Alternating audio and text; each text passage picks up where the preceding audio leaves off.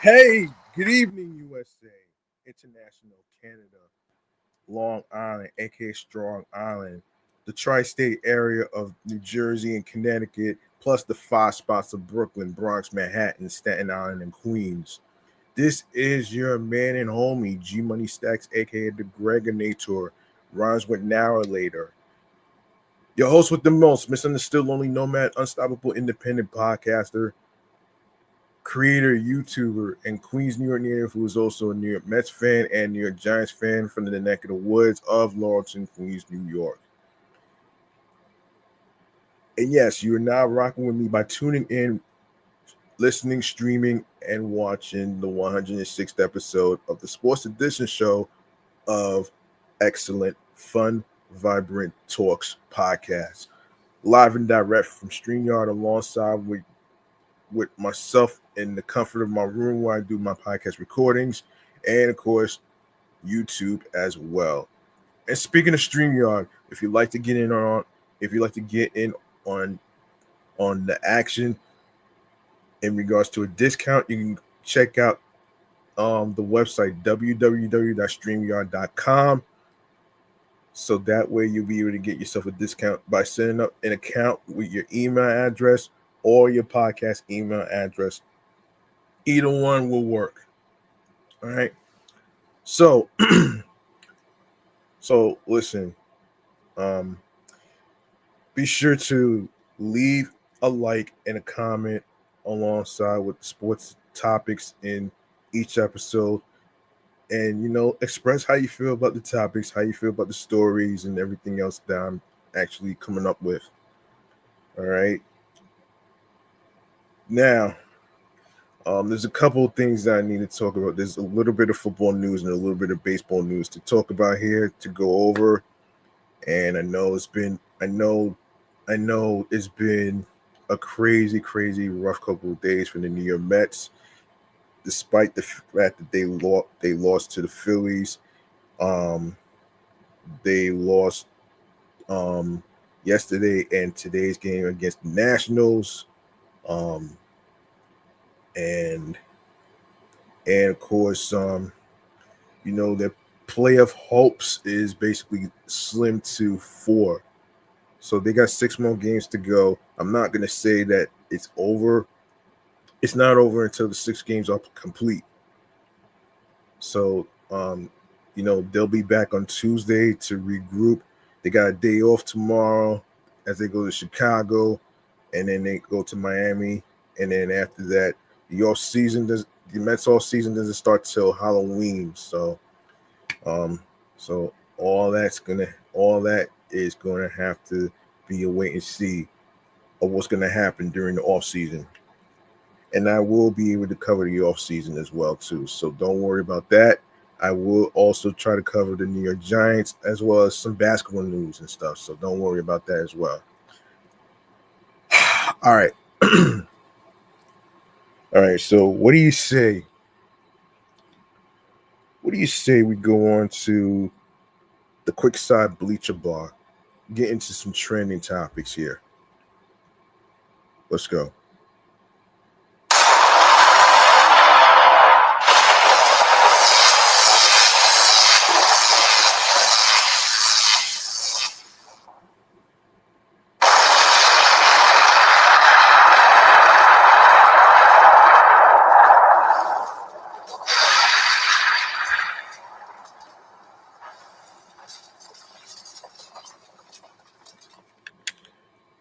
Let's start off with Daniel Jones and and the reason why that he's no longer a New York Giant.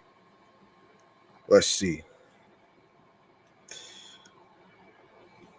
I've been saving this topic for quite some time, so I really wanted to be in liberty to actually talk about this. So let's get into this topic right here. And this is from Essentially Sports. Um, so here's what's going on here, man. Here's what's happening here. Remember when Tom Brady emerged from the shadows to replace Drew Bledsoe? Every NFL kingdom has its moments where the heir apparent gets dethroned. For Daniel Jones in New York, the crown grew unbearably heavy. The throne splintered beneath him. Now speaking for the first time since orchestrating his own exit from the Giants, Jones isn't dwelling in bitterness. He's unpacking the weight of 6 years spent as Big Blue's hopeful, yet ultimately heartbroken signal caller. For pretty much, he says, in quote, for pretty much 6 years, Daniel Jones kept his innermost feelings inside a narrative unfolded, revealing a quarterback who loved the Giants role fiercely, even when the love wasn't returned. The messy divorce, benching, scout team safety duty, then a self-requested release could sour anyone. Jones admits the sting was real. 100 million dollar house of cards collapsed fast post Jones. Damn, damn.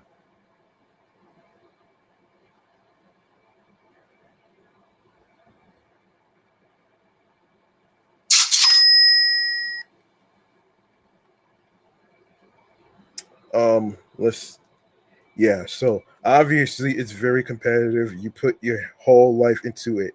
He told the Post after a Colts mini camp practice. The Indianapolis Sun, a stark contrast to New York's glare. Um, Hang on.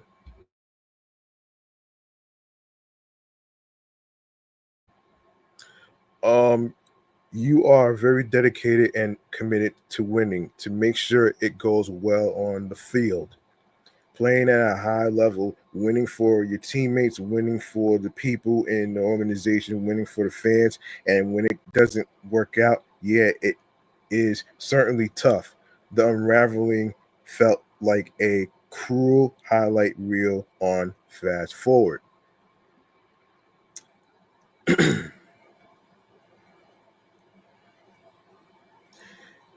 Rewind to September 10th, 2023, opening night, fresh ink on a massive 4 year, $160 million contract. The stage, the Dallas Cowboys arrived at MetLife Stadium. Jones was pressured on 23 dropbacks, sacked 7 times in a 40-0 humiliation. His cornerstone protector, LT, um, line tackler Andrew Thomas limped off with a hamstring. The season in Jones's Giants tenure effectively crumbled from there. He win just 3 of 16 starts after signaling the deal, tossing 10 touchdowns against 13 um, interceptions before the benching arrived. The Nader playing scout team safety. That's when Jones walked into the owner's office. Enough, release me. Of course, this season has been disappointing for all, and of course, I wish I could have done more, Jones stated in his farewell, shoulders squared. I'm 100% accountable for my part. I did not play well enough, consistently enough to help the team get the results. The stats screamed it from a 62.9 quarterback, sixth in NFL in the 2022 playoff run to a 46.5 um, um, 42.65 QBR in 2024 and 53.0 overall since 2019. That's just 26th. Injuries piled up, neck, then the devastating ACL tear against Las Vegas. Probably part of it was injuries backup Tommy DeVito deserved later.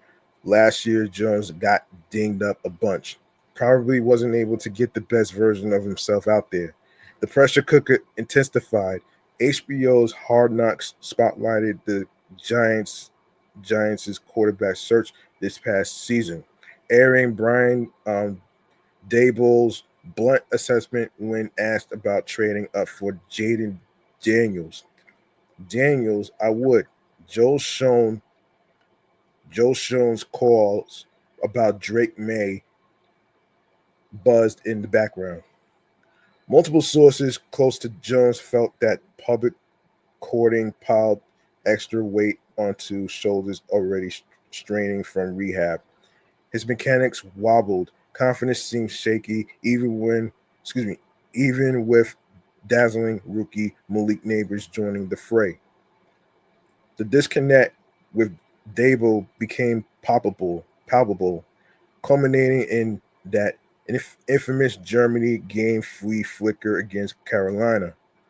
Two receivers wide open. Jones held the ball. Dable's sideline eruption slapping Wandale Robertson's hand in shared frustration spoke volumes under the international spotlight. Playing in New York didn't help. Close friend Darius Slayton noted simply. The media pressure is eventually going to deteriorate. Hoosier hospitality and a clean slate. Contrast the Giants' pressure cooker with Indianapolis. It's less concrete jungle and more Midwestern family reunion. Colts culture emphasizes loyal, community-driven pride, a stark shift from the relentless NYC scrutiny. Jones, sporting the horseshoe, is embracing the reset, trying not to hold any of that bitterness or hurt, he emphasized. Reflecting on his Giants exit, hold anything personal against anybody, just knowing that's gonna prevent you from the next step, succeeding and learning. With Anthony Richardson sidelined with a shoulder injury, Jones is season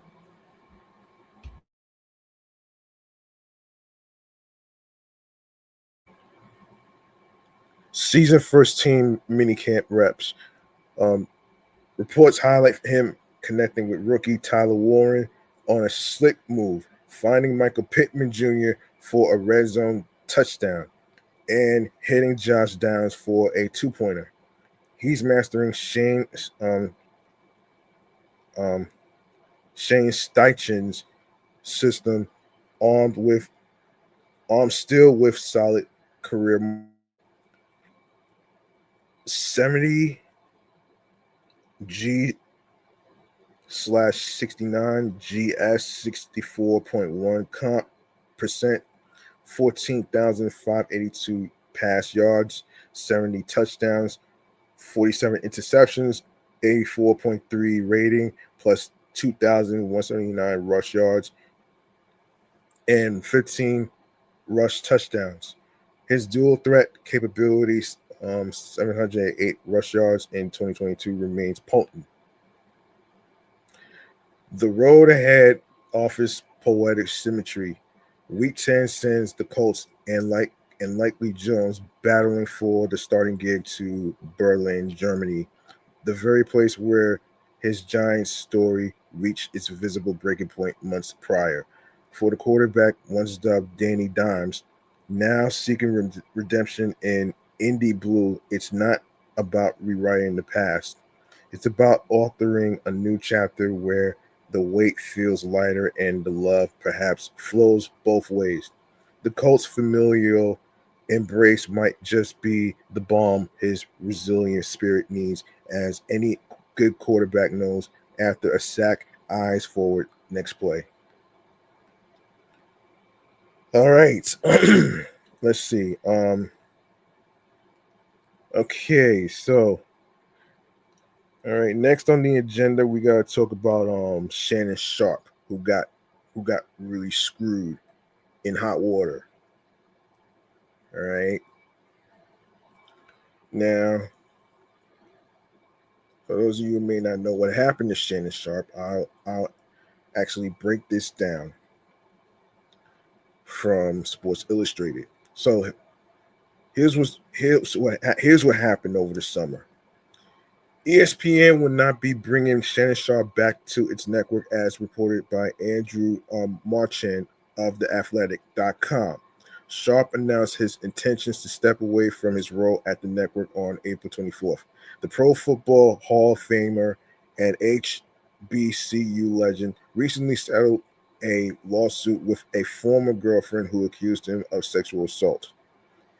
Houston attorney Tony Busby announced in July that the case had been settled without prejudice.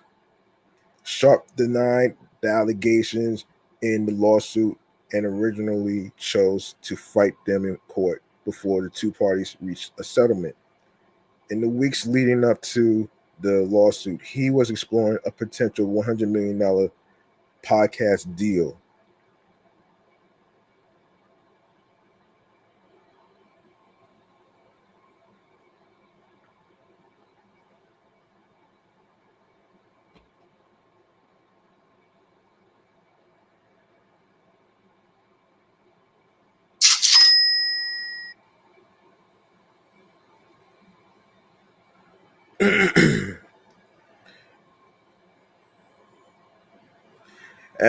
As a result of this situation, he will lose his position on ESPN's First Take with Stephen A. Smith, along with any other appearances on the network.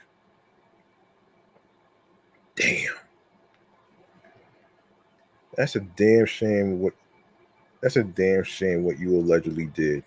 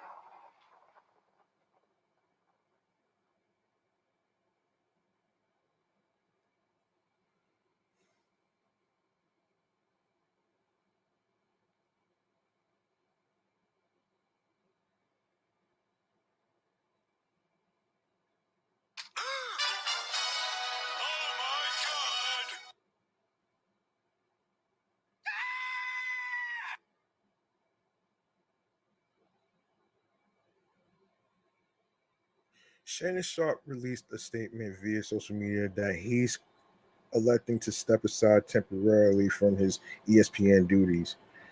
Shannon Sharp's statement includes, in quote, "My statement is found here, and this is the truth. The relationship in question was 100% consensual. At this juncture, I am electing to step aside temporarily from my ESPN duties.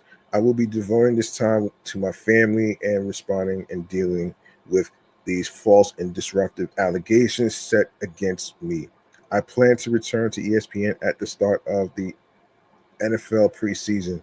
Since I sincerely appreciate the overwhelming and ongoing support I have received from my family, fans, friends, and colleagues." More Shannon Sharp coverage as a professional athlete and one of the most prolific trash talkers ever to play in the NFL. Shannon Sharp is accustomed to backing down. The Pro Football Hall of Famer responded to the allegations outlined in the $50 million lawsuit filed in Nevada against him by attorney Tony Busby for his Jane Doe client.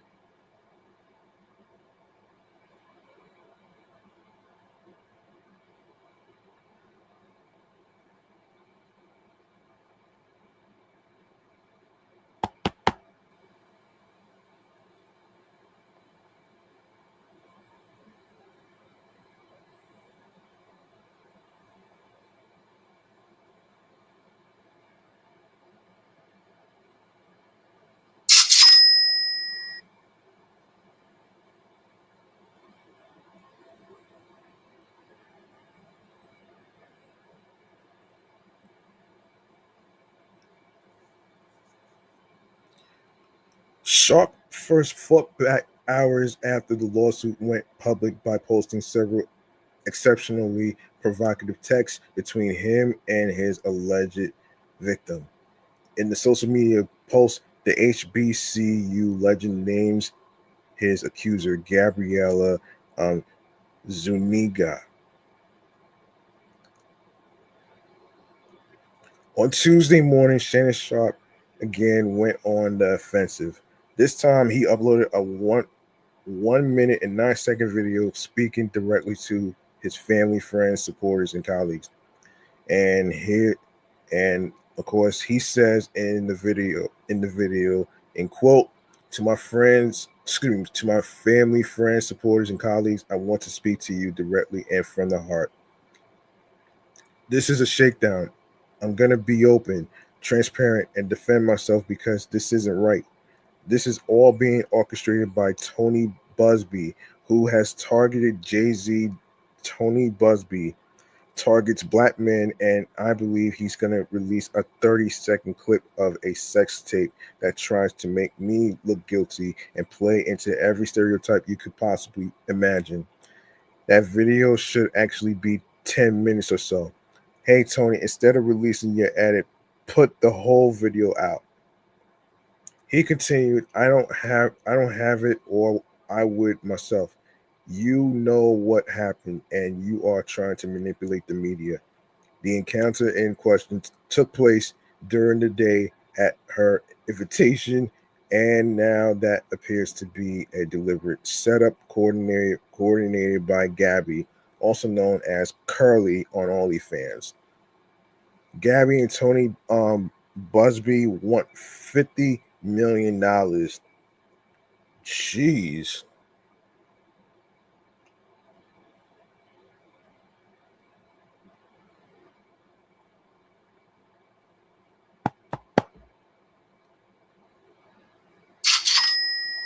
$50 million. Damn, that's a lot of money.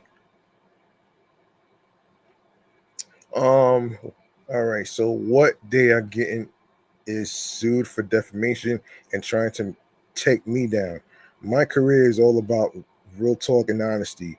I know my family and friends know exactly what this is about, and I'm going to be out there telling you whatever I need to say, just like I always do.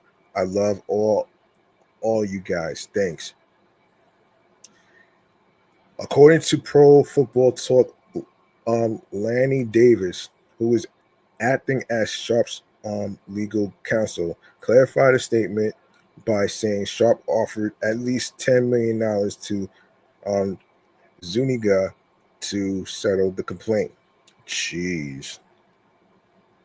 And then $50 million lawsuit.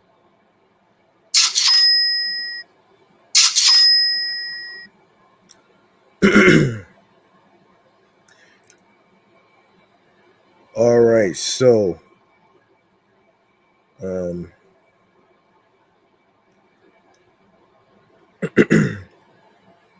before Sharp's video was released, TMZ obtained and released an alleged phone recording between the plaintiff and the media personality. A male voice was heard saying, one, if you say that word one more time, I'ma fucking choke the shit out of you when I see you." Further updates on the alleged sexual assault lawsuit involving Shannon Sharp will be provided later. $50 million lawsuit filed against Shannon Sharp. A few days after news emerged that Shannon Sharp might be negotiating a substantial media deal worth over $100 million. A report surfaced about a woman filing a lawsuit against Sharp for alleged sexual assault. Sharp, age 56, was hit with a $50 million lawsuit filed by Houston attorney Tony Busby on behalf of his client.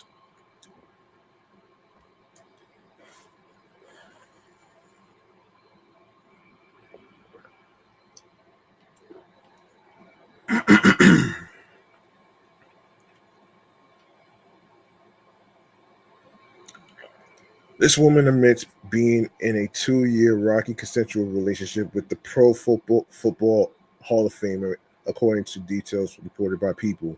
The lawsuit outlines claims from the woman who of alleged unwanted sexual encounters and an alleged instance of rape. She also claims Sharp video recorded several sexual interactions without her consent. Sharp reportedly has categorically denied all allegations made by the Jane Doe. Tony Busby is the same attorney who represented over 20 women who filed lawsuits alleging improper encounters and sexual misconduct with NFL quarterback Deshaun Watson. Shannon Sharp is the host of Club Shay Shay podcast and co-host of The Nightcap with former NFL star Chad Johnson. He is also a regular contributor to ESPN's First Take with Stephen A. Smith. Shannon Sharp reportedly signing a huge $100 million plus media deal. Houston HBCU legend and burgeoning media mogul Shannon Sharp is reportedly on the verge of signing a deal exceeding $100 million for his podcast platforms. According to Front Office Sports, Sharp has received multiple offers since his current contract with the Valium podcast service expires. Shannon Sharp's shows Club Shay Shay and Nightcap podcast with Chad Johnson have dominated the sports and entertainment podcast space while garnering industry awards and honors.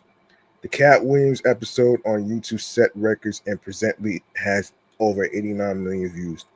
Sharp, age 56, earned approximately $22 million in career earnings with the National Football League while playing for the Denver Broncos and Baltimore Ravens.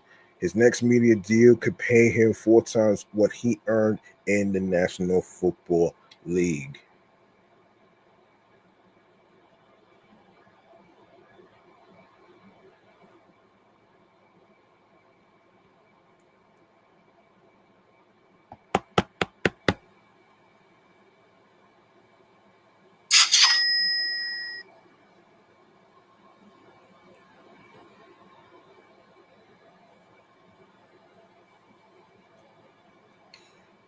He also won 3 Super Bowl rings, 2 with Denver and 1 with Baltimore, set tight end receiving records, and was inducted into the Black College Football Hall of Fame and Pro Football Hall of Fame. Sharp's media ventures with the Club Shay Shay and Nightcap podcast have become media powerhouse productions over the past 2 seasons at the Volume. On August 23rd, 2023, he signed with Colin Cowherd's platform after he left Fox Sports One's Undisputed show after a dispute with co-host Skip Bayless. His media empire could venture into new forms with a new deal in the works. Colin Cowherd's The Volume Podcast Network also hosts The Herd, the Draymond Green Show, What's Right with Nick Wright, and The Richard Sherman Show. Reports do not have specific names of companies interested in signing a pact with Sharp. Shannon Sharp played college football at an HBCU school, Savannah State University, before the Denver Broncos selected him as the 192nd pick in the 7th round of the 1990 NFL Draft. After being chosen to 5 All-Pro teams and 8 Pro Bowl squads, he retired from professional football at the end of the 2003 season. He still holds the single game record for the most receiving yards by a tight end of 214 yards. During his NFL career, Sharp had 815 receptions, 10,060 receiving yards, and 62 touchdowns. Shannon Sharp was named the 1987 SIAC Player of the Year at Savannah State and earned 3 All SIAC SEAC. I think that's how you pronounce it. All SEAC first team honors from 1987 to 1989. The college retired his number 2 and inducted him into the Savannah State Athletics Hall of Fame. Sharp is in partnership with the Le Portier Chez VSOP luxury cognac brand. Also, he's a contributor to ESPN's First Take show with former HBCU alum Stephen A. Smith. Okay, so let's see.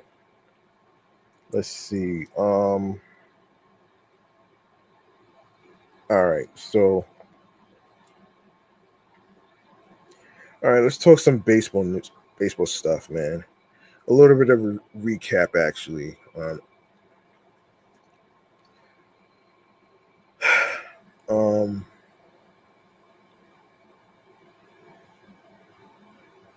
little bit of a recap here. So let's get into this here. So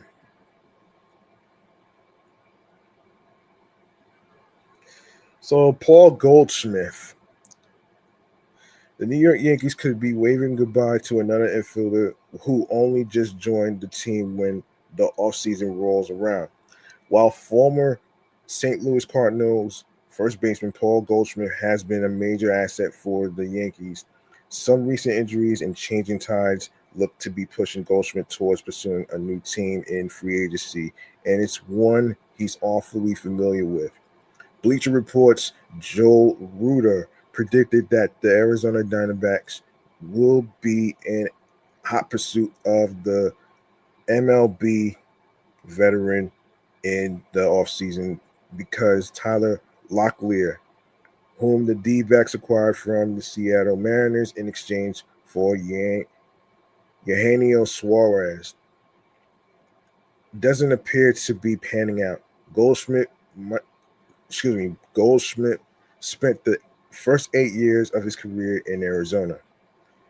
Who better to serve as a stopgap than a franchise icon coming down the home stretch of a potential Hall of Fame career?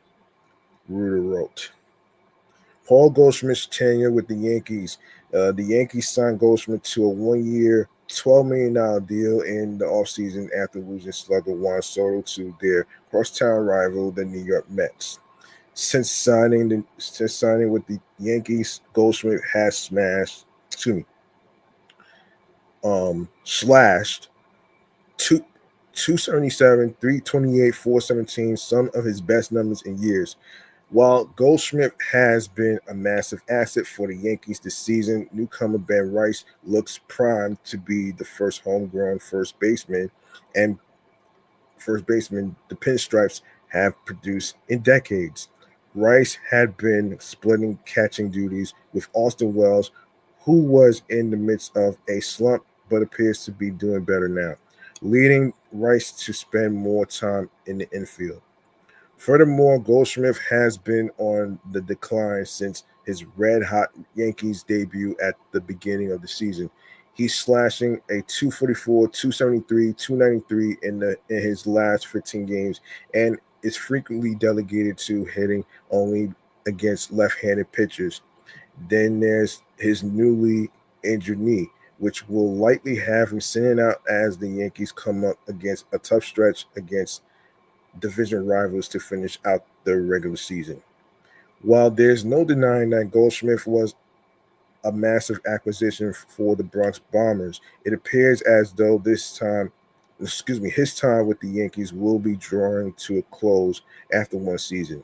Hopefully, he'll be leaving the team as a World Series champion as New York chases down a return to the postseason.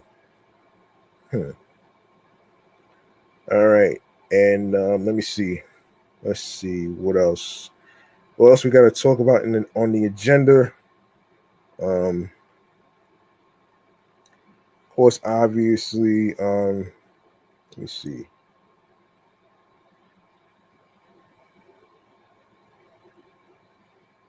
Hang on 1 second. Um,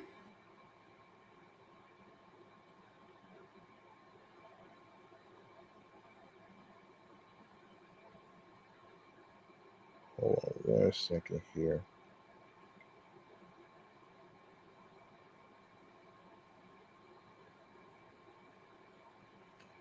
All right. Just give me 1 second, folks. I'm trying to look for something.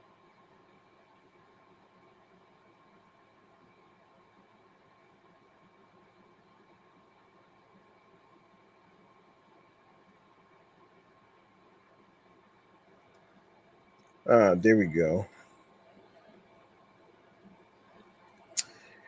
After so, let's go to Garrett Crochet. This is clutch points. After three straight losses, the Boston Red Sox are back on track. They scored their second consecutive victory on Monday night, kicking off their series in Sacramento against the Athletics with a 7-0 win. Boston ace Garrett Crochet was simply sensational on the mound in this dismantling of the A's at Sutter Health Park, with the American League Cy Young Award contender pitching brilliantly. The 26-year-old Crochet twirled seven scoreless innings while allowing zero walks and striking out a total of 10 Athletics hitters through 101 pitches. Such a performance also highlighted Crochet's ability to steady his boat right away following a rough outing. Before his start versus the Athletics, Crochet was shelled by the Cleveland Guardians at Fenway Park on September 2nd, as he surrendered 7 earned runs on 9 hits, including 4 home runs in 6 innings of work. He was lucky to escape with a no decision in that contest, thanks to the Red Sox offense that keyed the 11-7 victory. But Crochet showed there that he's human after all. Red Sox shortstop Trevor Story, who hit a home run against the A's and finished 2 for 4 with a couple of runs scored, had nothing but praise for Crochet following the game. Crochet's 10 strikeout start also put him in front of Tariq Skubal of the Detroit Tigers and every other pitcher in the big leagues in the 2025 MLB season in terms of total strikeouts. Through Monday, Crochet has 228 punch-outs, 6 more than Scoobo. He bounced back after a tough start last time, Story said of Crochet, per Theo DeRosa of MLB.com. End quote. Like I've said all year, that's what the big boys do. That's what the aces do. He's certainly been that for us ever since he got here. He was in form tonight. He went out there against a tough lineup and pounded the strike zone, had good stuff, and gave us more than enough, added Boston manager Alex Cora. On the year, Crochet has a 15-5 record and a 2.57 ERA to go along with a 1.05 whip through 29 starts. The Red Sox are 80-65, still trailing the Toronto Blue Jays, the New York Yankees in the American League East standings, but are 3.5 games inside the AL wildcard picture. All right, so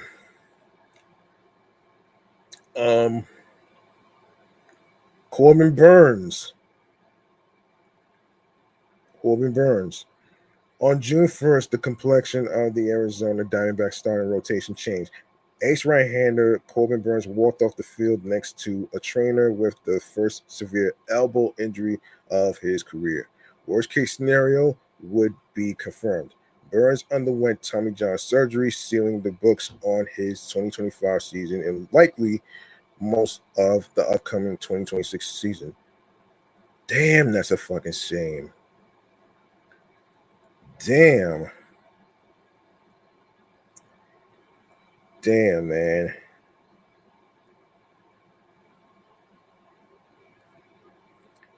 Damn, that's a shame. That is a damn shame.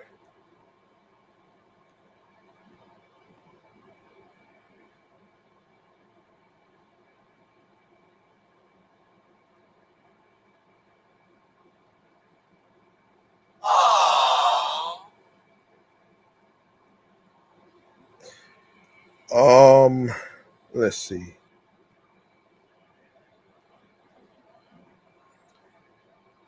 Yeah, wait, there's more.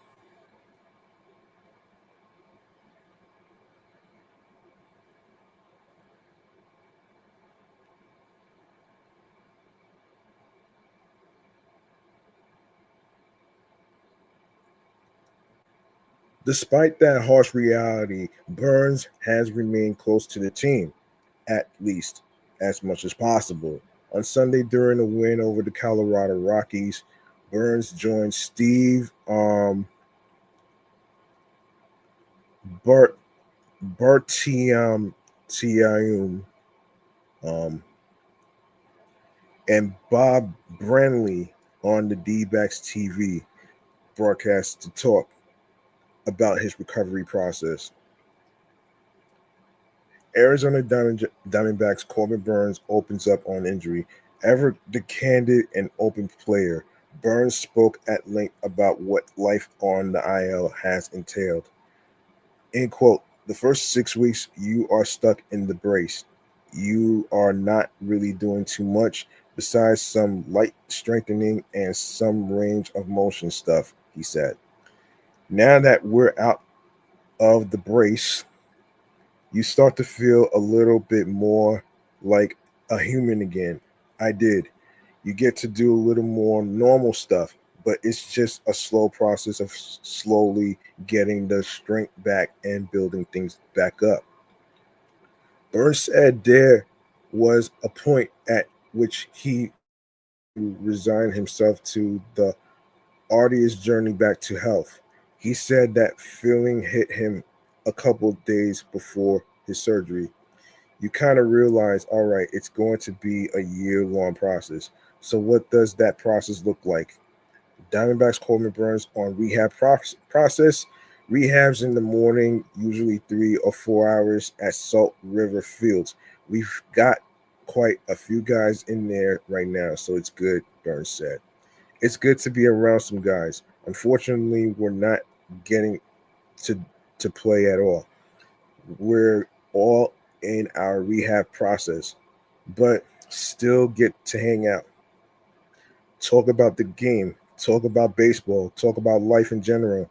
I'm not completely separated from everyone, but definitely a little bit different. Of course, that hasn't stopped him from getting mental work in. I'm watching the games a lot. It's one of those things that I think I'm seeing the game differently now that I'm not getting to play. I'm not preparing for my starts every 5 days, he said. When you are in the dugout in between starts, you are still thinking about the team. You are watching a video on the team. So now you learn some different ways about the game that you normally wouldn't see while you are in it. Diamondbacks Corbin Burnes on home life. Despite the brutal nature of suffering a major injury, Burnes has been able to find the positive sliver. He said other pitchers reached out to wish him the best in his recovery and to offer him advice, some from personal experience. One piece of advice stood out in particular.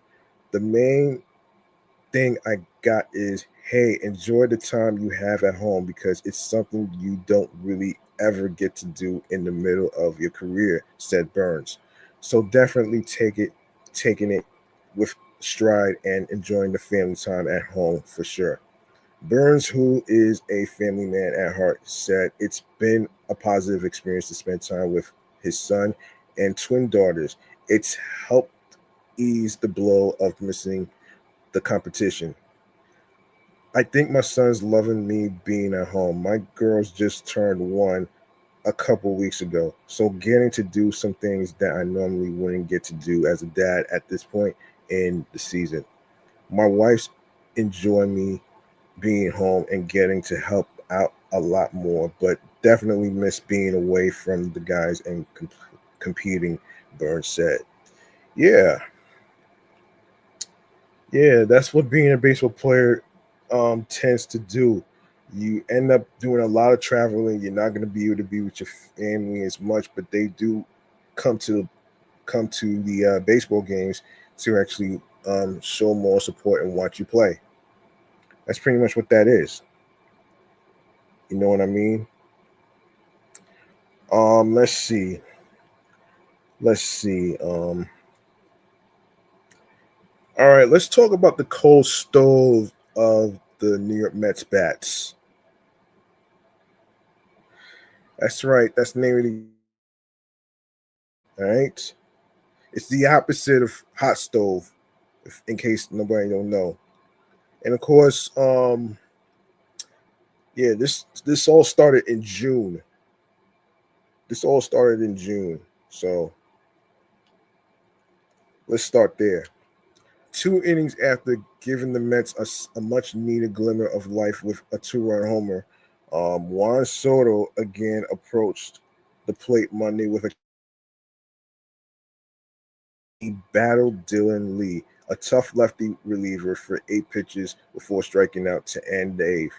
Shortly thereafter, the Mets lose their series opener at Citi Field 3-2.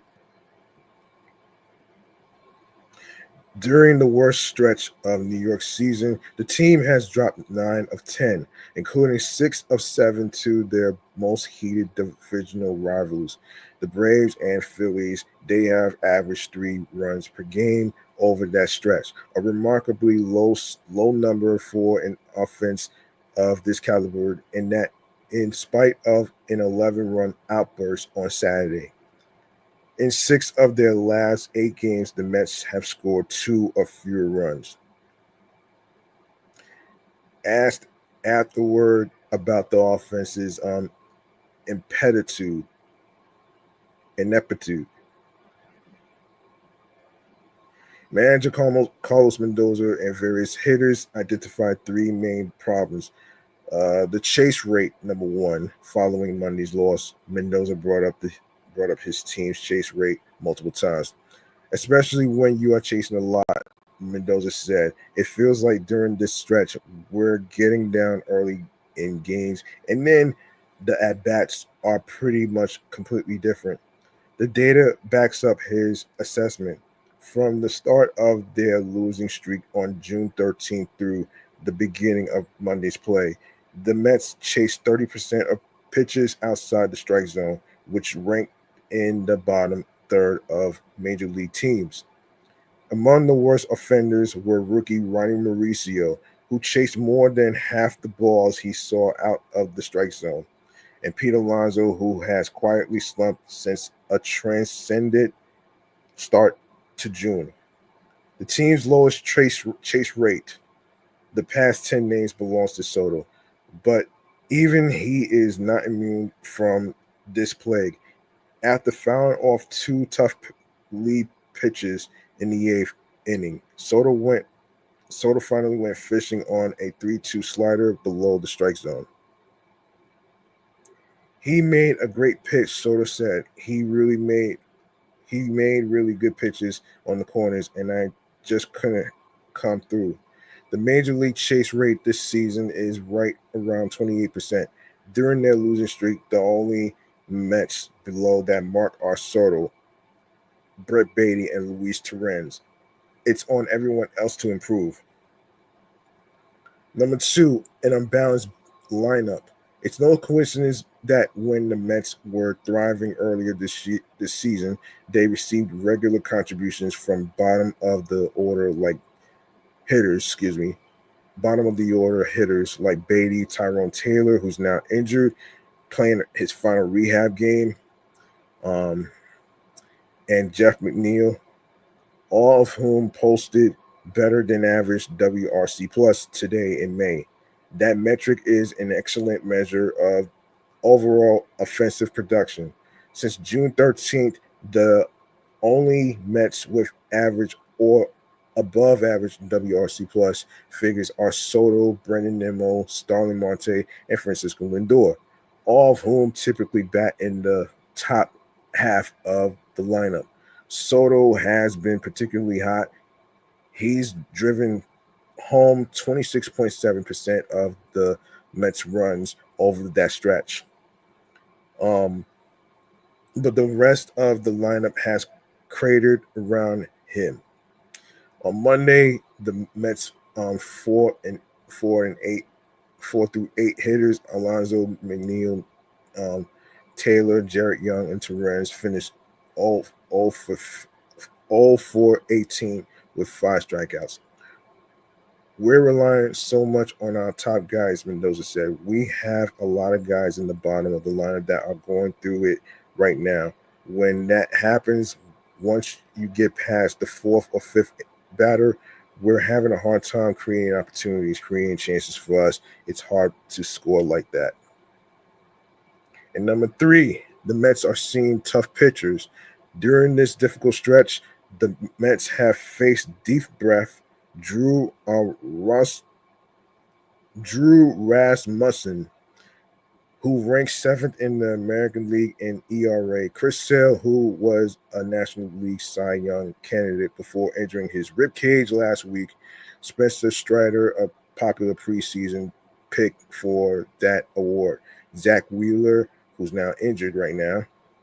Um, Last year's NL Cy Young runner-up, Jesus Lazardo, who ranks ninth among major league pitchers in F WAR, and Spencer Spencer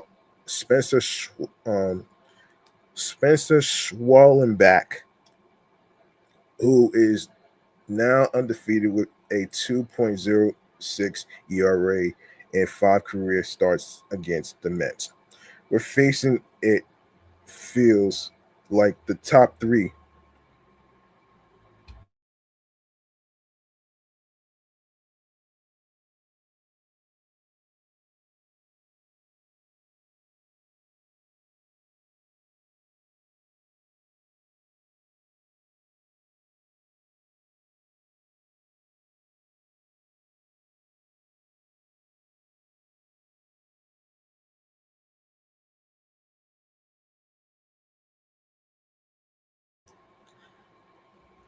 Yeah, we're facing it. Feels like the top three from every team right now. McNeil said a reprieve is at least in sight for the Mets, who will see um rookie Didier Fuentes instead of the injured Sale on Wednesday, and who will miss Paul Skeens during their trip to Pittsburgh this weekend. And their schedule overall grows markedly easier. That took place in July. But if the Mets want to break out of this funk sooner rather than later, they are going to need to do more than simply wait for external factors to improve. Just keep trying, never give up, Soto said. That's one of the things that's going to make everything change.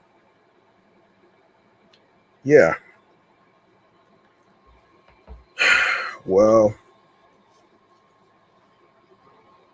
and they even thought, I don't know if they even thought about this a while back while they were going through this slump for since June. And now they're in September, and they had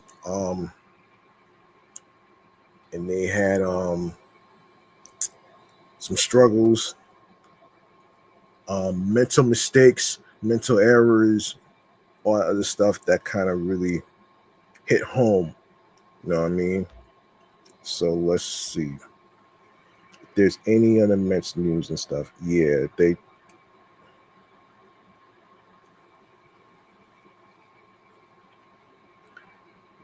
So um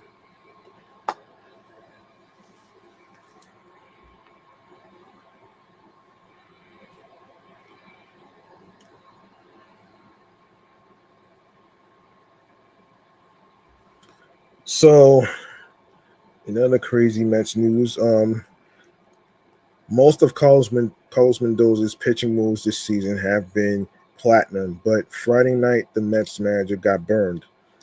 Clay Holmes at 79 pitches was removed after 5 innings, during which he allowed only 5 base runners, and before long, a 4-run lead against the Rays was flushed along with a winning streak. Paul Blackburn and Max Kranick around that time before they got injured combined for an ugly 6th inning that yielded 6 runs in the Mets' 7-5 loss at Citi Field that snapped their 6-game winning streak. The Mets had opportunities to overcome the rare pitching letdown, but went 2 for 16 with runners in scoring position and left 12 runners on base on a night that the Rays were an eyesore defensively, committing 3 errors. All of the 5 Mets runs were unearned. Mendoza said it was determined before the game that Holmes, coming off a taxing start in the Colorado at altitude last weekend, would be capped at 85 pitches. It fueled the decision to remove him after the 5th. We just wanted to play it safe, Holmes said. My stuff definitely wasn't at its best, but I was able to compete. And as a competitor, you always want to be out there, but you just trust they are making the right decisions. Mendoza said team officials will continue to monitor Holmes in his transition this season to a starter after spending most of his career in the bullpen. We're playing the long game here, Mendoza said. Before the game, the 85 pitches is what we knew we had from him today. Blackburn, who will enter the rotation, already happened in Atlanta to replace the injured Kodai Singer, was utilized in the sixth to receive work. He had pitched last Sunday, recording a 4-inning save in Colorado. On but on this night, he recorded only 1 out with 4 hits allowed that became 4 runs to tie the game. I would say I left some pitches up, some pitches over the middle of the plate, and they didn't miss them, Blackburn said. Kranick, who was recalled from AAA before he got injured from Syracuse as Sanger's roster replacement, allowed a 2-run homer to Danny Jansen in the inning that served as the Mets margin of defeat. Holmes allowed 1 earned run on 3 hits and 2 walks over 5 innings. The right-hander lowered his ERA to 2.87, keeping him with Senga 1.47. Well, it's not that anymore with Senga. And David Peterson 2.49 is a lot higher right now. And Mets starting pitcher sub negative 3.00. Jonathan Aranda homered, leading off the 4th for the game's first run. It was the 3rd straight start in which Holmes has allowed a homer. He's given up 4 over that stretch. Holmes followed this one by walking Junior Caminero, who got thrown out by Francisco Alvarez, attempting to steal second. Starling Marte's single off pitcher Taj Bradley's leg tied it 1-1 in the 4th. Tyrone Taylor put the Mets ahead with an RBI fielder's choice in the ensuing at bat. Juan Soto began the rally by reaching on an error by Bradley before Pete Alonso. A pitch after he had to duck a 96 miles per hour fastball double to left field. Jack McNeil walked to load the bases for Marte. Both runs in the inning were unearned because of Bradley's error. The Mets created space in the 5th with Marte's 2-run single serving as the big hit. Soto drew a 4-pitch walk with the bases loaded before. With 2 outs, Marte delivered and widened the lead to 5-1. But Blackburn flushed that lead. Former Mets prospect Jake Mangum stroked a 2-run single against Blackburn that pulled the Rays within 5-3. Cranach entered and allowed 2 inherited runners to score on a Jose Caballero ground out and RBI single by Cameron Misner before Jansen launched a 2-run homer that placed the Mets in a 7-5 hole. The Mets got the tying runs into scoring position in the 7th, but Marte struck out, and after pinch runner Brett Brady walked, Ronnie Mauricio was retired by Edwin Yeseda to leave the bases loaded. Soto smoked a shot to right field in the 8th that appeared to have a chance to become a game-tying homer, but the 110.8 miles per hour shot off the bat was just a long out. The final dagger was Mauricio striking out on 3 pitches, leaving the bat on his shoulder in the 9th to end the game with the tying runs on base. Well, let me see. Let's see.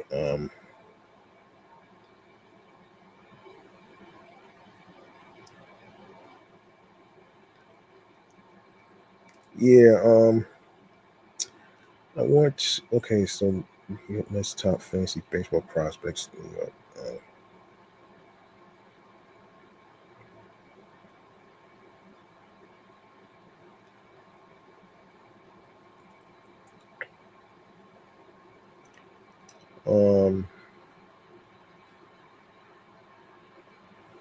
Okay. Okay, let's see.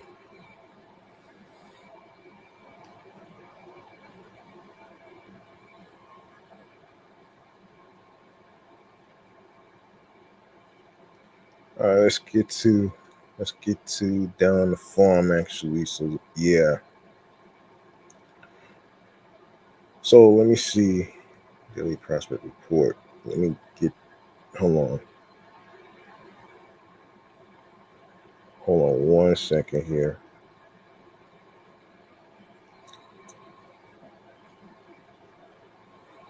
So there's another one I need to get to.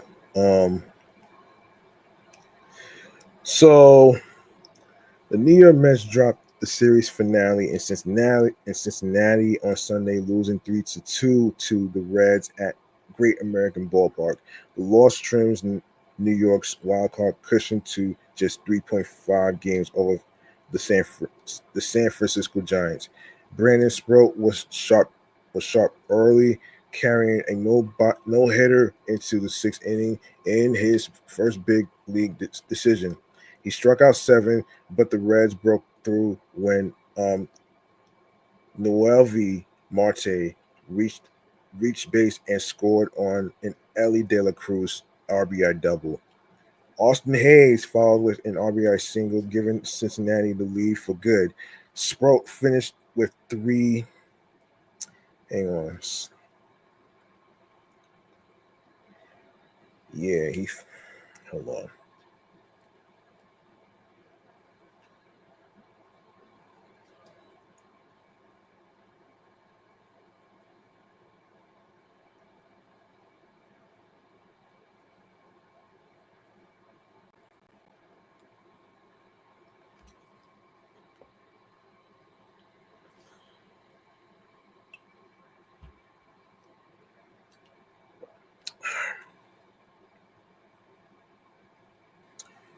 Yeah, Sproat finished with 3 runs allowed on 3 hits over 6 innings.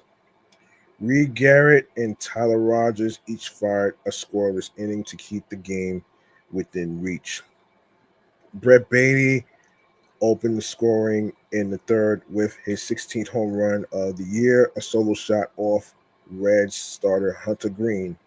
But Green overpowered the lineup, striking out 12 and allowing just 1 hit across 7 innings. The Mets went 0 for 1 with runners in scoring position and left only 3 men on base. In the ninth, Juan Soto lined his 38th homer to right center off Reds closer Tony Santillan, and Brandon Nimmo singled to put the tying run aboard. The rally ended, however, when Starling Marte grounded into a double play. Green set the tone with 7 dominant innings, and the bullpen held firm.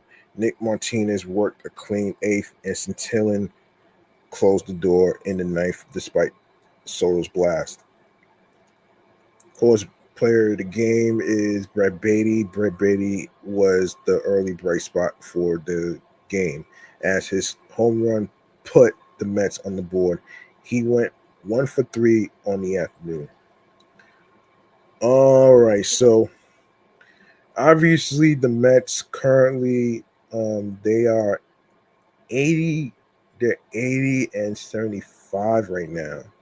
Unfortunately, after the today's loss to the fucking Nationals. Um Opened a 3-game series against the Phillies on Monday night at Citizens Bank Park in Philadelphia, which they got swept over there. Which first pitch set, yeah, they got swept over there as well, man. So, all right. So, anyway, all right. Let's move on to what's going on down on the farm. What happened recently? So, all right. So AAA Syracuse Mets 31 and 44, 39-24. Buffalo 10, Syracuse 6. Less than an ideal game for Syracuse here. The rehabbing Jose Siri went hitless with 2 strikeouts. The rehabbing Tyler McGill, which he probably needs surgery on that injury he has, gave up 5 runs in 2 innings. And Syracuse managed only 4 hits, though they somehow translated that into 6 runs. Carson Bench continues to scuffle a bit in AAA, as does Jet Williams. With both batting below 200, it's been an overall successful second half for Syracuse, but this was a stinker to be sure. And of course, this included Jose Siri's actually back with the Mets right now. So yeah, so he's already back. So all right, you got Gilberto Celestino, 1 for 2 with a run and a double, RBI and a strikeout. Carson Bench, 0 for 3 with a run, RBI, and 2 walks. Jet Williams, 0 for 2, 2 walks, 2 walks, and 2 walks. Yeah. I'm not sure what SB is, but I'll look that up later. Ryan Clifford 0 for 2, RBI, walk, and a strikeout. Jose Azocar 1 for 3, a run, RBI, a walk, and a strikeout. Kevin Parada 0 for 3, a run, a walk, and 2 strikeouts. Hayden Sanger 0 for 3. Onyx Vega 0 for 1. Luis De Los Santos 0 for 3, a run, walk, and strikeout. Yanni Hernandez 2 for 4, run, a double, 2 RBIs, and a strikeout. Rehab alert, Tyler McGill 2.0 innings pitched. He gave up 4 hits, 5 runs, 5 errors, 2 walks, 3 strikeouts. It's crazy, man. And you got Richard Lovelady, 1.0 innings pitched, 2 hits, 2 runs, 2 errors, 1 walk, and no strikeouts. Huascar Brazaban, 1.0 innings pitched, 3 hits, 1 run, 1 error, no walks, and 1 strikeout. Oliver Ortega, 1.0 innings pitched, 1 hit, 2 runs, 2 errors, 2 walks, and 1 strikeout. Alex Carrillo, 1.0 innings pitched, no hits, no runs, no errors, 1 walk, and 1 strikeout. Colton Cosper, 2.0 innings pitched, no hits, no runs, no errors, no walks, and no strikeouts. Damn. And of course, let me see. Double A Binghamton Robo Ponies, Akron 4, Binghamton 2. Tallying 4 hits isn't a great way to win a game. 7 walks would usually help with that, but going 0 for 12 with runners in scoring position makes most of those base runners irrelevant anyways. At least Ryan Lambert continues to excel. His latest scoreless inning lowered his ERA to 1.82 on the season. AJ Ewing, 1 for 5, a run, and 3 strikeouts. Nick Morabito, 0 for 3, run, 2 walks.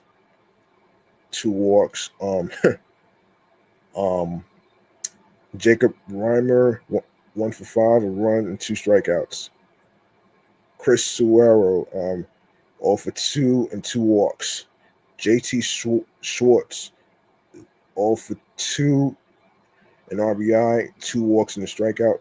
Nick LaRusso is 0 for 3, 0 for 2, RBI, a walk, and a strikeout. William Lugo, 0 for 4 with a strikeout.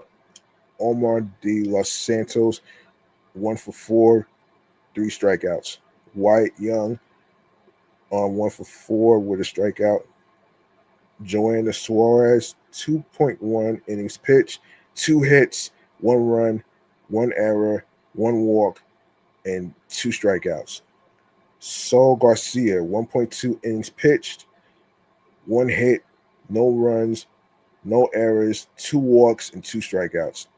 Joshua Corneli, 1.2 innings pitched, 4 hits, 3 runs, 3 errors, 1 walk, and 3 strikeouts. You got Ben Simon, 1.1 innings pitched, no hits, no runs, no errors, no walks, but 2 strikeouts. Ryan Lambert, 1.0 innings pitched, no hits, no runs, no errors, no walks, and 2 strikeouts. Let's see. Okay, Brooklyn Nets versus the Jersey Shore. Brooklyn's 9th inning rally brought them back from the brink of defeat. 4 runs, 1 walk, 1 on a walk, 2 on a single, and the final on an error overcame a 1-run deficit and set up Jose Guevara for the win. An impressive reward for the Cyclones pitching staff, which sent out 9 arms in this game and limited Jersey Shore to only 3 hits. Of course, Marco Vargas 1 for 2. Vincent Perozzo 0 for 2, a run, RBI, a walk, and a strikeout. Jonathan Henriquez 2 for 5, 2 RBIs, 2 strikeouts. Matt Rudick 1 for 5 and 3 strikeouts. Ronald Hernandez 0 for 4 with 3 strikeouts. Yahiro Cuevas 1 for 3, 2 runs, a walk, and a strikeout. Colin Hawk 1 for 4 and 2 strikeouts. Trace Wilhoit 0 for 4 and 2 strikeouts. John Bay 0 for 1 and a run. Nick Rosselli 0 for 4, a run and a strikeout. Got Brett Banks 1.0 innings pitched. No hits, no runs, no errors, no walks, but 2 strikeouts. Austin Trosser 1.0 innings pitched. No hits, no runs, no errors, no walks, but 3 strikeouts. Jace Beck 1.0 innings pitched, no hits, no runs, no errors, 1 walk, and no strikeouts.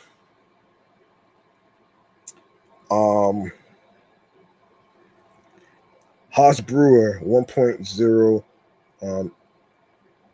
innings pitched, 2 hits, 2 runs, 2 errors, no walks, and no strikeouts. Gregory Lewis 1.0 innings pitched,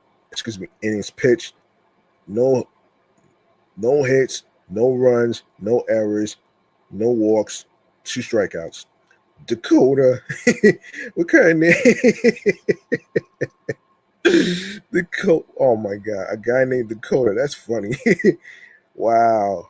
1.0 innings pitched, no hits, no runs, no errors, no walks, but 3 strikeouts. Leonel Avalez 1.0 innings pitched, no hits, no runs, no errors, 1 walk, and no strikeouts. Christopher Gomez 0.2 innings pitched, no hits, no runs, no errors, 1 walk, and 1 strikeout. Jose Guevara 1.1 innings pitched, 1 hit, no runs, no errors, no walks, 4 strikeouts. There you go. Yeah, there you go, right there. So there you go. This has been the Mets Daily Prospect Report.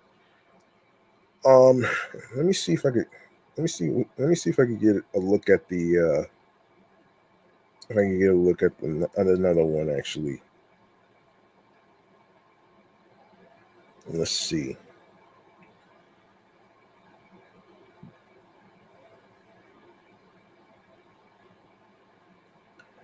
All right. More on the farm recently. This is the 21st. Today is the 21st, so I figured I just look at this. So, all right, so AAA Syracuse Mets. Justin Hangerman took the mound for Syracuse in their penultimate game of the year and was quite solid, which hasn't been the case for most of the season. The right-hander had a 7.52 ERA and 46.2 innings as a starter, and a 3.48 ERA and 41.1 innings as a reliever. Coming into this game, Syracuse gave him the lead in the third inning on a 3-run Luis De Los Santos homer, and he held it down, allowing an unearned run to score in the fourth. The Iron Pigs made the game tighter with a Peyton Henry solo homer in the sixth, and then took the lead in the eighth after Austin Warren let a ton of traffic on the base paths and allowed 3 more runs to score. Syracuse will go for the series win in the afternoon, their final game of the season. And so there you go right there. Jet Williams 0 for 5, 2 strikeouts. Ryan Clifford 0 for 4 with a strikeout. Hit by pitch, and Jared Young 0 for 3 with a walk and a strikeout. Luke Ritter 0 for 1. Carson Bench 0 for 2 and 2 walks. Kevin Parada 0 for 4. Hayden Singer 2 for 4, run, a double, 2 strikeouts. Yanni Hernandez 1 for 4 and 2 strikeouts. Gilberto Celestino 2 for 4 with a run. Luis De Los Santos 2 for 3, a run, a home run, his eighth, 3 RBIs, a walk. Justin Hangerman 5.0 innings pitched. He gave up 6 hits, a run, no errors, 3 walks, and 4 strikeouts. Kevin Herget, 2.0 innings pitched. He gave up 3 hits, 1 run, 1 error, no walks, 6 strikeouts, and whatnot. Austin Warren, 1.0 innings pitched, 3 hits, 3 runs, 3 errors, 1 walk, 1 strikeout. So there you go, right there. There you go. All right, so there's a couple of things that I want to say about this whole thing with the Mets being on a losing streak. I want to actually say this though, man. Look, yes, it can be very upsetting as a New York. It can be very upsetting as a New York Mets fan and stuff, but you know,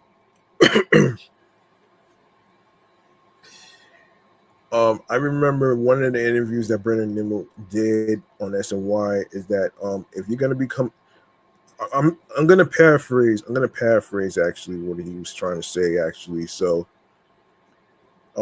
if you're gonna be a New York Mets fan, you're gonna get heartbreak, and he's right. There's always going to be heartbreak. There's always going to be there's always going to be mental mistakes. There's always going to be mental mistakes and errors, swinging and missing pitches on the outside corner, on the outside, on the inside. There's always going to be some issues with all this, and just as I was talking about in one of the topics in regards to why they were on this long losing streak, and three of those reasons has to do. Let me see. Let me just find it again. So this is the chase rate. I discussed the chase rate in a balanced lineup, meaning like sometimes they get overmatched.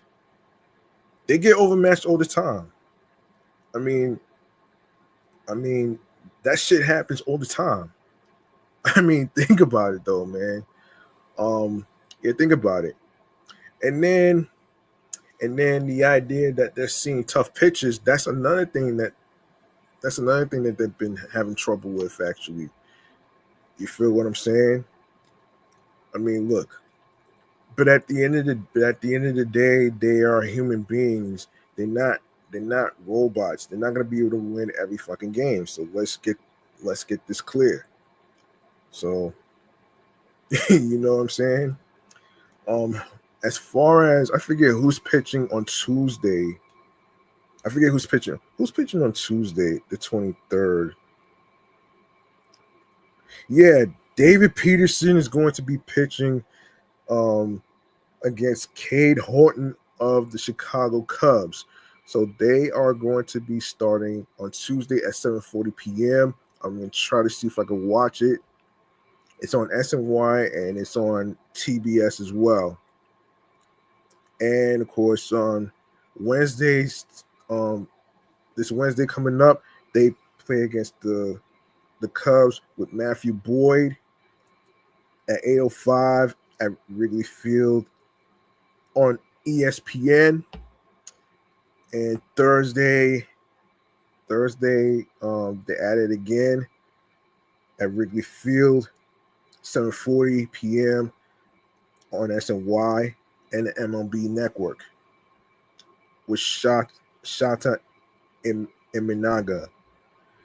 And yeah, so as far as what's going on with the Marlins, it's Friday, September 26th. Let me just give you a rundown of what's going down. Let me give you a rundown actually, because I have it in my notes.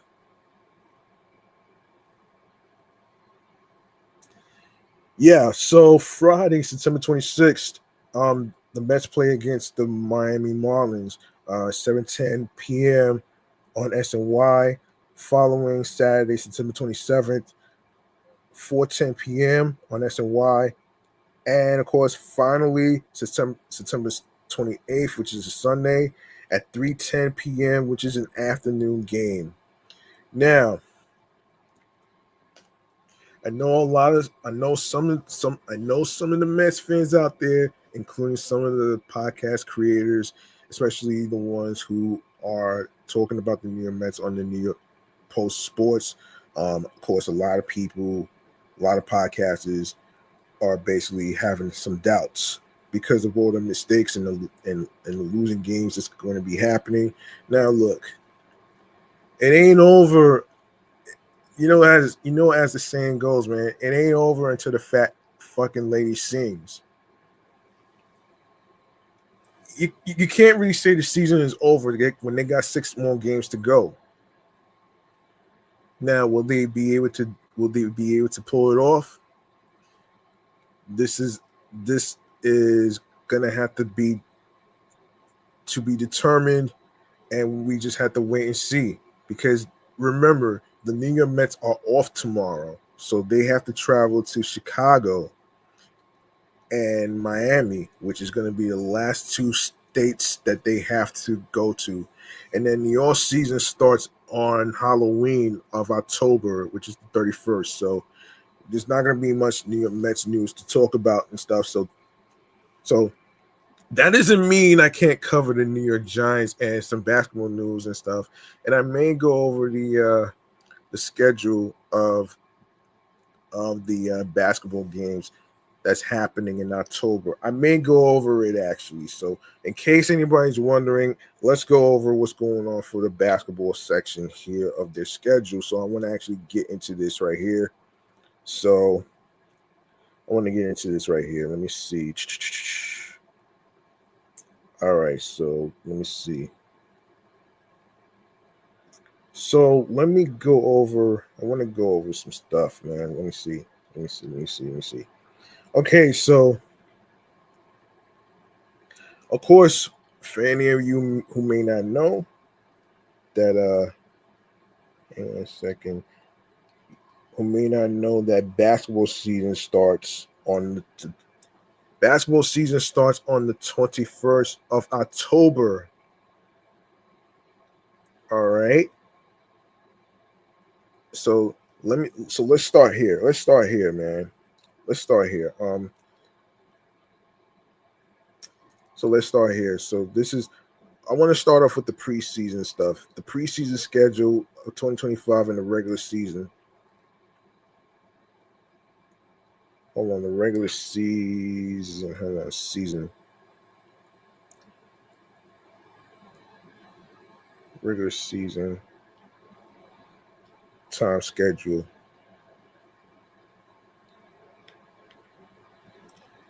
All right.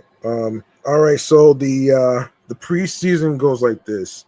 The schedule. So you got Hapoel Jerusalem, BC. I think this is British of Columbia, something like that. Versus Brooklyn Nets at the Barclays Center Saturday, October 4th. Brooklyn Nets versus Phoenix Suns at the Venetian Arena, which takes place on Friday. Uh, at 8 a.m. Eastern Time, October 10th.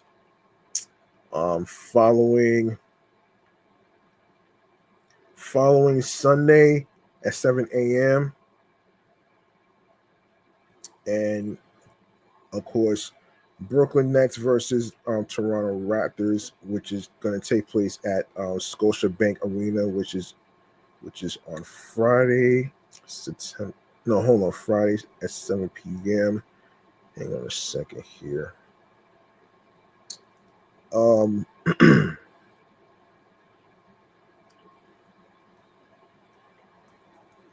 Yeah, hold on a second.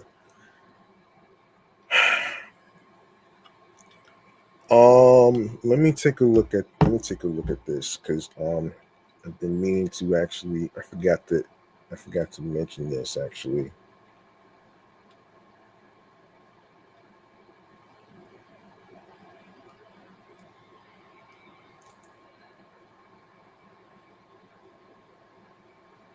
Mm-hmm.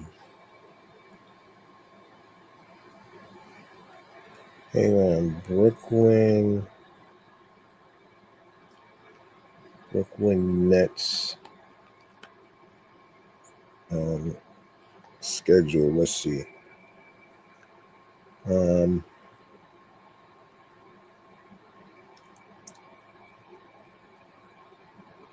This is weird.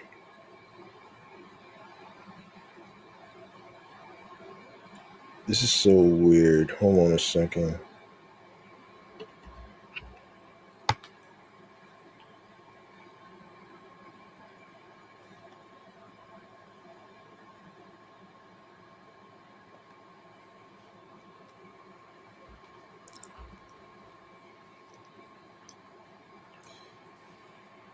Yeah, so let me see. Yeah, Friday, October 17th.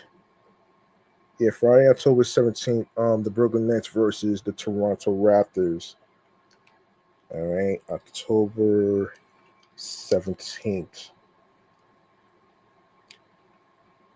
All right. And this is Sunday, October 12th. They play against the Phoenix Suns. Okay. All right. Let me see. So, all right. So the Brooklyn Nets versus Charlotte Nets Spectrum Center is happening October 22nd, 7 p.m. Eastern Time. Cleveland Cleveland Cavaliers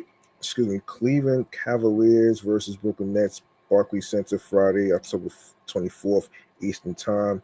I'm not sure what the sports channels is going to be. I will have to look it up on my own time. So just bear with me here.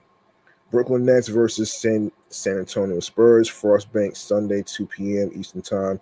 Brooklyn Nets versus Houston Rockets at the Toyota Center, Monday, October 27th, 8 p.m. Eastern. Atlanta Hawks versus Brooklyn Nets at the Barclays Center Wednesday. Let's see. Atlanta Hawks.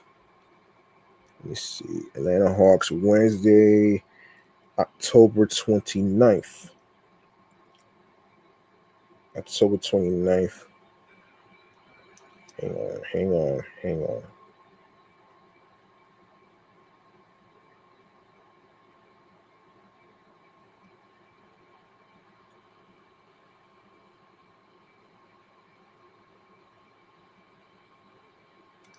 October 26th.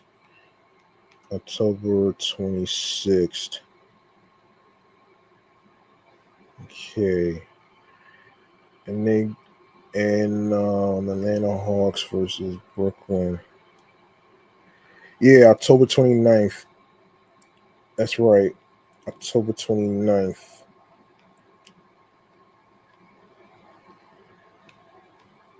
All right.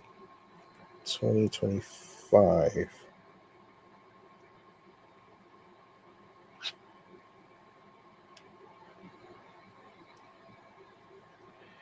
And let me see. Let me just go over. All right, so so you have Philadelphia. So Philadelphia 76ers Sunday, November 2nd at Barclays Center, 6 p.m. Also at the Barclays Center is Minnesota Timberwolves versus the Brooklyn Nets, and of course Brooklyn Nets versus the Indiana Pacers Wednesday, November 5th. At the Gainbridge Field House at 7 p.m. Eastern. And of course, at home, they are going to go against the Detroit Pistons at the Barclays Center at 7:30 p.m. And like I said, I don't know the channel networks that's going to be doing this. So the Brooklyn Nets versus the New York Knicks Sunday, November 9th at Madison Square Garden at 6 p.m. All right, and of course, Toronto Raptors versus the Brooklyn Nets at the Barclays Center at 7:30 p.m. All right. Now, I want to get to the New York Giants schedule right now, man. And by the way, man, make sure y'all tune into the New York Giants game. Let me just find it. Let me just find it here. What's the date? Today's date. Yes. So today's game is the Kansas City Chiefs versus the New York Giants today at 8:20 p.m. on NBC. You can also watch it on Peacock and NFL Plus, followed by Los Angeles Chargers versus the New York Giants Sunday, September 28th on CBS 2, 1 p.m., Paramount Plus, and NFL Plus. New York Giants versus New Orleans Saints on Sunday, October 5th, CBS 2. Check your local listings. You can also watch it on Paramount Plus and NFL Plus. Philadelphia Eagles versus New York Giants on Thursday, October 9th on Prime Video, NFL Plus at 1 p.m. New York Giants versus Denver Broncos Sunday, October 19th on CBS 2. Check your local listings, 4 or 5 p.m. You can also watch the game on Paramount Plus and NFL Plus. Followed by New York Giants versus the Philadelphia Eagles Sunday, October 26th, which is on Fox 5. Check your local listings. You can also watch it on Fox 1. It starts at 1 p.m. on Fox 5, Fox 1, and NFL Plus. Followed by San Francisco 49ers versus the New York Giants Sunday, November 2nd at 1 p.m. on CBS 2. Check your local listings, Paramount Plus and NFL Plus. New York Giants versus the Chicago Bears Sunday, November 9th at 1 p.m. on Fox 5. Check your local listings, Fox 1 and NFL Plus. Green Bay Packers versus the New York Giants Sunday, November 16th at 1 p.m. on Fox 5, Fox 1, and NFL Plus. New York Giants versus the Detroit Lions Sunday, November 23rd, 1 p.m. 1 p.m. on Fox 5. Check your local listings, Fox 1 and NFL Plus. And of course, New York Giants versus New England Patriots Monday, December 1st at 8:15 p.m. on ESPN and NFL Plus. All right. So there you go. There you go right there, man. There you go right there. All right, I want to wrap this up. I want to wrap this shit episode right here. I want to wrap this up right here. So let me just all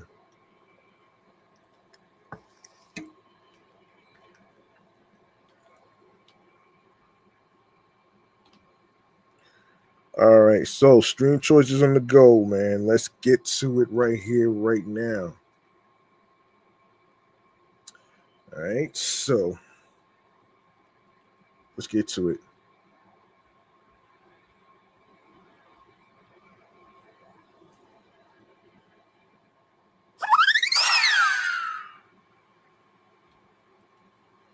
All right, you know the deal. You know the deal, folks. Make sure you follow the Sports Edition Show platform. Excellent, fun, vibrant talks podcast on Facebook, alongside with Blue Sky Socials, Threads, and Instagram. And the same goes with my other podcast shows that I do, which is my entertainment review show, Meticulous Vibe Juice Podcast, followed by my comedy, Off the Meat Rack Chains New York Avenue podcast. All right. And you can also follow your host with the most G Money Stacks 555 in Queens, New York. All right. Same goes with same. It's the same username as on Threads and Instagram, so don't worry about any confusion. All right, so I want to touch on where you can listen to the episodes and stuff. All right, so I got y'all with that. All right, let's go to. Let me go right here. All right, so you can listen to the podcast episodes in the link in bio, which is Linktree / excellent fun vibrant talks pod. You click on there, you're gonna see a whole list of stream platforms, audio platforms with some podcast feed links, which includes Audible, Odyssey, Amazon Music, Apple Podcasts. Make sure you leave a 5-star rating and a review. It really gives me the confidence and the strength and energy for me to keep going. It helps the show grow and all that other stuff, some positive feedback. All right. So yeah, so another audio platform where you can listen to the sports podcast episodes is Castbox FM, Deezer, Listen Notes, Moon FM podcast, Overhaul FM podcast, Player FM, Pandora, Pocket Cast, Podo Polo, Podorama, Podcast Index, Podcast Addict, Podchaser, Podverse, Podcast Guru, Podcatcher, Podcast Republic, Snipped, and of course, add the podcast to your Spotify playlist. Make sure you listen to stream on there and press the notification bell on when the new episodes will be released. And you can go to listen to the episodes on Spotify for creators. You can also comment on there as well. Followed by TuneIn Radio, Fountain, Good Pods, iHeartRadio, where you can listen to your favorite music artists, which includes your favorite rappers, R&B singers, and other music genres, alongside with hip-hop artists. You can listen to radio stations on the AM side and on the FM side, and you can also listen to the sports podcast episodes for free. You don't need a credit card or debit card to download iHeartRadio. All you need to do is follow the sports platform show, Excellent Fun Vibrant Talks podcast, on every streaming platform that I just mentioned, including iHeart and also Also, make sure you subscribe to the sports YouTube channel page of Excellent Fun Vibrant Talks podcast. Make sure you leave a like and a comment, and make sure you actually spread the word. Word of mouth is important, and of course, share the Linktree link with all the podcast link feeds, and of course, share the sports podcast with your husbands, your wives, your boyfriends, girlfriends, people you are cool with from work and anywhere else where you meet new people. And of course, be sure to also leave a like and a comment along with the sports topics in today's episode. Tell me how you feel about the sports topics in today's episode, as far as, of course, the crazy losing streak of the Mets, and of course, with the few problems that they have as far as like runners in scoring position and all that other stuff. And like I always say, I'm not really gonna get angry at every Mets loss, because to be honest, man, like I said, man, they are human just like us. Of course, there's going to be mental mistakes that's going to happen. And it's very difficult to actually, it's very difficult to actually, give up on a team that's been on a losing streak whatsoever. But as I always say, man, if you give up on a team just because of the amount of losses or whatever, then how do you expect them to support you? You feel what I'm saying, folks? You can't have it fucking both ways. You know what I'm saying? You can't have it both ways. It's either one out of the other. All right? And I know most of y'all are going to be like, you're done watching the New York Mets team or whatever, and however decisions Carlos Mendoza makes and stuff. Yeah, it's not easy to fucking understand everything that he does. Listen, to some of you Mets fans out there, y'all have to differentiate the things that are meant for you to understand versus the ones that's not meant for you to understand. Because if you try to understand everything, you're going to drive yourself crazy.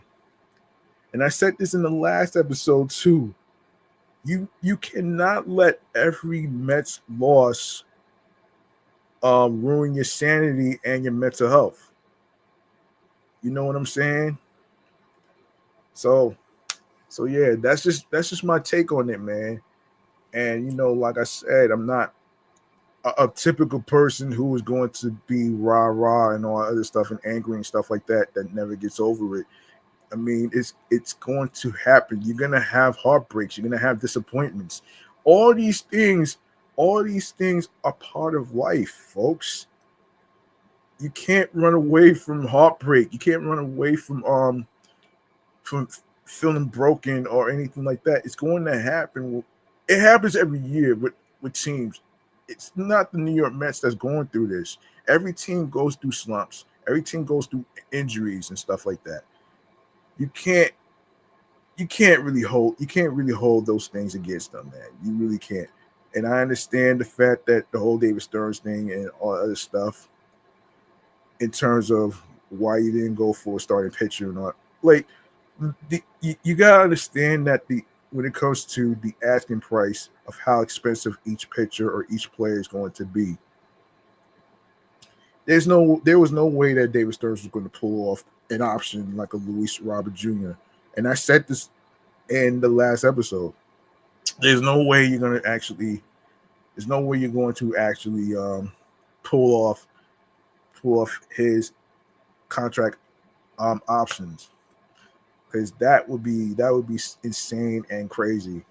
Anyway, let me continue where I left off here, man. Make sure you also enable alerts, which is the notification bell, so you'll be notified on when I'll be on the air live on a weekly basis. And of course, more video podcast episode live stream recordings. And of course, new episodes drops on every streaming platform Wednesdays, Thursdays, and Saturdays. All right, on every streaming platform, whenever you get to listen, stream, and watch your podcast. All right, I'm gonna get up out of here. That's gonna do it for me. I'm your man G Money Stacks, aka the Gregonator. Rhymes with now or later. Thank you very much for listening to the 106th episode titled Cold Stove in regards to the New York Mets cold bats and the amount of errors and everything else in between. Now remember, the grind doesn't stop. Hard work pays off. If you want something, you have to work hard and earn it. It's not going to be given to you in a fucking silver platter. If you have a passion for something, like being a New York Mets fan, like the guys from Meet at the Apple or any other podcast shows you listen to, and of course, if you're doing it out of inspiration, that's good too. So yeah, listen, find your niche and your talent and whatever you. And if you plan on starting a podcast, just know that it is a marathon, not a fucking sprint, because you have to be on your P's and Q's, grinding out new episodes, new topics, and everything else in between. So be yourself behind the microphone. And you know, there is no right or wrong time to actually start a podcast. There's no manual of a wrong or right way to being a host of your own podcast show whatsoever. All right. And of course, it doesn't matter whether you win or lose, it's how you play the game and how you fucking finish the game. All right. So yeah, there you go, man. And listen, man. Listen. The Mets are off tomorrow. They go to Chicago and then they go to Miami. So there you go, right there. And look, man, there's no such thing as a perfect baseball team, and there's no manual or guidebook on how to, you know, do your own podcast. And there's no manual on how to actually teach you know, players how to make certain plays or whatever. There's no book behind it. That's what training is for. So you know something, you know, don't get discouraged about a Mets loss or anything in your life that's happening. Don't get discouraged, man. No matter how pessimistic somebody says that everything's all doom and gloom or whatever, just be not only an optimist, man, but think about your mental health and your well-being and your sanity. You know what I'm saying? So anything that you think that's PTSD, that's not really PTSD, man. And that's not really PTSD, man. PTSD comes from various things like the war, the violence, domestic violence, and all that other stuff, even dead bodies. Those, first of all, that's traumatic experiences and post-traumatic stress and all other stuff. Yeah, that could be a given though, man. And I kind of understand some of the YouTubers and all that stuff that they use PTSD, but that's not really PTSD, man. That's a lot of stress, man.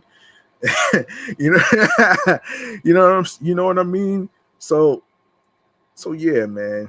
Look, if you're looking for some stuff to cheer you up, try to listen to some sports podcasts.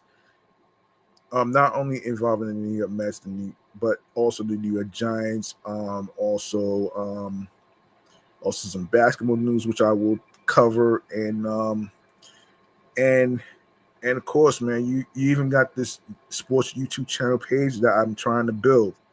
So every single one of y'all that's following me on social media, whether it's Facebook, whether it's Blue Sky Social, whether it's Threads and Instagram, make sure you subscribe to the sports YouTube channel page right here, right now.